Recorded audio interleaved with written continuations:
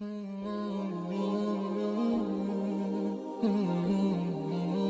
اللہ الرحمن الرحیم۔ نبی آخر الزماں حضرت محمد صلی اللہ علیہ وسلم کی ولادت سے 2 سال پہلے آپ کے چچا اور رضاعی بھائی سید الشہداء شیر خدا حضرت سیدنا حمزہ بن عبد المطلب پیدا ہوئے۔ آپ کی کنیت ابو عمارہ تھی۔ آپ نہایت حسین و جمیل، دبلے پتلے، چوڑی چھاتی اور دراز قد تھے۔ شعر و شاعری پسند کرتے تھے۔ شمشیر زنی، تلوار بازی اور پہلوانی میں وہ اپنی مثال آپ تھے، جبکہ پورے مکہ میں سیدنا حضرت امیر حمزہ شکار کرنے والے شاہ سوار کے طور پر مشہور تھے۔ سیدنا حضرت حمزہ حضور نبی کریم کے رضاعی بھائی اس لیے تھے کہ دونوں نے ابو لہب کی لونڈی حضرت صوبیہ کا دودھ پیا تھا۔ نبی کریم کی بعثت کے 6 سال سیدنا حمزہ شکار سے واپس لوٹ رہے تھے کہ کوہ صفا کے پاس آپ کو ایک لونڈی نے روک لیا اور کہنے لگی، اے ابو عمارہ، کاش آپ پہلے آ جاتی۔ تھوڑی دیر پہلے ہی ابو جہل نے آپ کے بھتیجے محمد کو گالیاں دی ہیں اور ہاتھا پائی بھی کی، لیکن محمد صلی اللہ علیہ وسلم نے کوئی جواب نہیں دیا اور چلے گئے۔ یہ سنتے ہی آپ جوش میں آ گئے، تیزی کے ساتھ خانہ کعبہ کی طرف بڑھے، بغیر کسی اور طرف متوجہ ہوئے سیدھا ابو جہل کے پاس گئے اور جاتے ہی اس کے سر پر زور سے اپنی کمان دے ماری۔ ابو جہل کے سر سے خون کا فوارہ نکل پڑا۔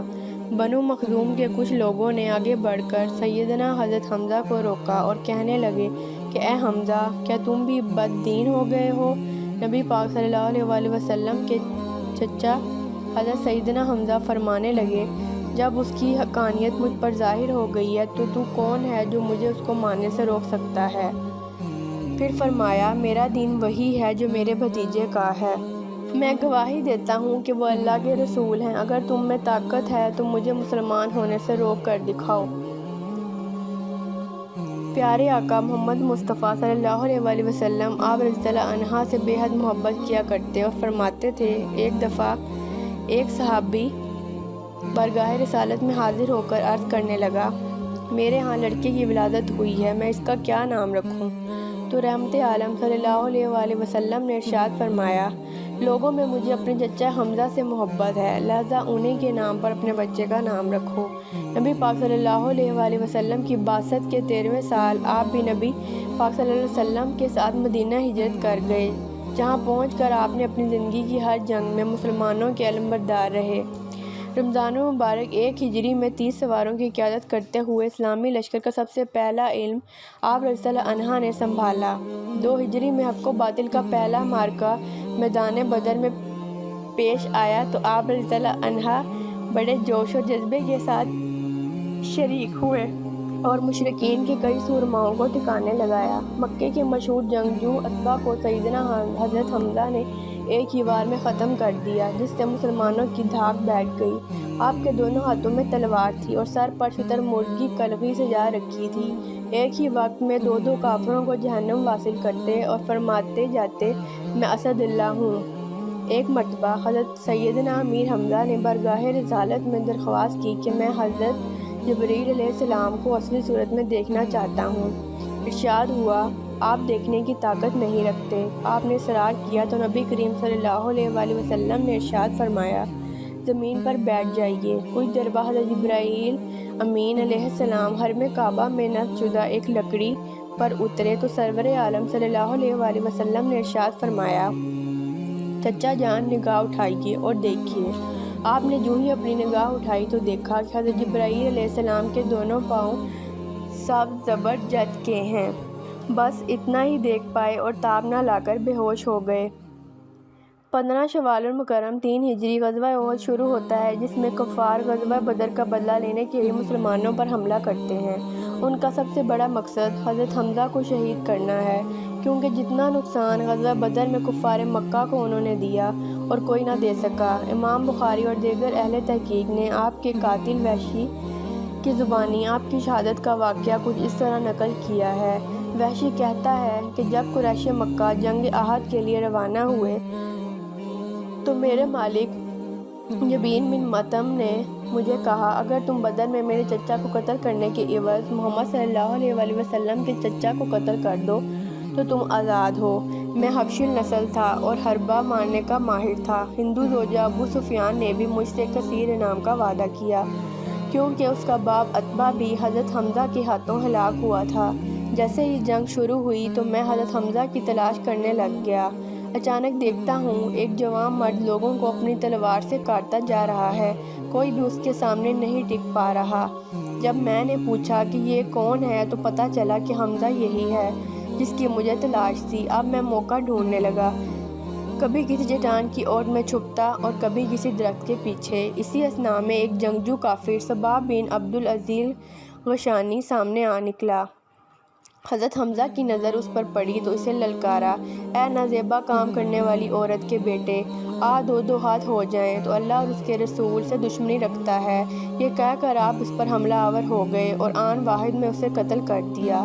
پھر اس کے بے جان لاشے سے ذرہ اتارنے کے لیے اس پر جھکے، زور لگانے سے آپ کا پاؤں قدرے پھسلا تو آپ کے پیٹ پر موجود ذرہ سرک گئی۔ میں ایک چٹان کی اوٹ میں گاز لگائے بیٹھا تھا۔ میں نے اپنے نیزے کو پوری قوت سے آپ کے پیٹ پر دے مارا، جو ناف کے نیچے سے اندر گھسا اور پار نکل گیا۔ آپ نے غضبناک شیر کی طرح مجھ پر جھپٹنا چاہا، لیکن وار مہلک اور زخم کاری تھا، آپ اٹھ نہ سکے۔ میں وہاں سے چلا آیا۔ جب آپ کی روح قفس عنصری سے پرواز کر گئی تو پھر وہاں آیا۔ اس کے بعد حضرت حمزہ کا پیٹ چاک کر کے کلیجہ نکال لیا گیا۔ ہند ذوالجاں ابو سفیان نے کلیجے کو چبا نگلنے کی کوشش کی، لیکن نگل نہ سکی، پھر اسے تھوک دیا۔ پھر ہندہ نے کافر عورتوں کے ساتھ مل کر حضرت حمزہ کی اور ناک انہیں کاٹ کر انہیں لڑی میں پرو کر ان کے کڑے بازو بند اور پازیب بنائے اور انہیں پہن کر مکے میں داخل ہوئیں۔ جب نبی کریم صلی اللہ علیہ وسلم نے حضرت حمزہ کے جسم کو دیکھا تو آپ صلی اللہ علیہ وسلم رونے لگے۔ آپ کے کٹے ہوئے جسم کو دیکھ کر شدت غم سے آپ صلی اللہ علیہ وسلم کی آواز بلند ہو گئی۔ پھر آپ صلی اللہ علیہ وسلم نے فرمایا، حمزہ سید الشہداء ہیں۔ نبی کریم صلی اللہ علیہ وسلم حضرت حمزہ کے جسم کے پاس کھڑے تھے۔ آپ صلی اللہ علیہ وسلم نے حضرت حمزہ کو مخاطب کرتے ہوئے فرمایا، اے چچا جان، اللہ تعالیٰ آپ پر رحم فرمائے۔ بلا شبہ آپ خوب صلہ رحمی کرنے والے اور کثرت سے نیکیاں کرنے والے تھے۔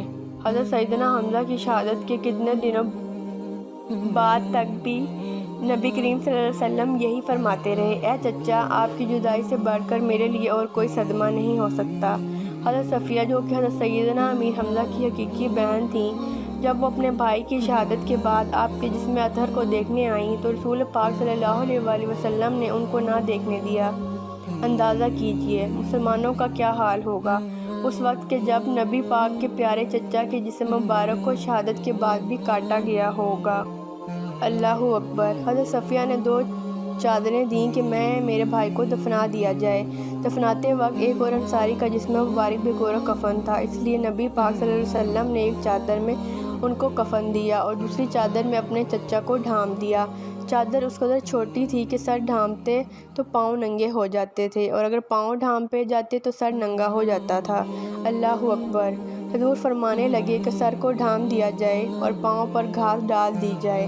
حضرت سیدنا حمزہ کے قاتل وحشی جب قبول اسلام کے بعد نبی کریم صلی اللہ علیہ وسلم کی خدمت میں حاضر ہوئے تو آپ نے دکھ بھرے لہجے میں پوچھا، کیا تم ہی وہی وحشی ہو، میرے چچا حمزہ کے قاتل؟ وحشی روتے ہوئے بولے، جی حضور، میں ہی ہوں۔ حضور کہنے لگا، کیا تم اپنا چہرہ مجھ سے چھپا سکتے ہو؟ وحشی اسی وقت باہر آئے اور دوبارہ حضور صلی اللہ علیہ وسلم کو کبھی چہرہ نہ دکھایا۔